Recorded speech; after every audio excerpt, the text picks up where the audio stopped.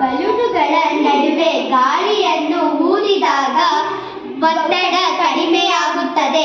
ಆಗ ಬಲೂನುಗಳ ಸುತ್ತಲಿನ ಗಾಳಿ ಆ ಪ್ರದೇಶಕ್ಕೆ ನುಗ್ಗಲು ಪ್ರಯತ್ನಿಸುತ್ತದೆ.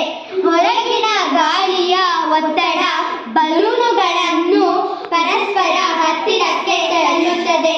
ಈ ಪ್ರಯೋಗದಿಂದ ನಾವು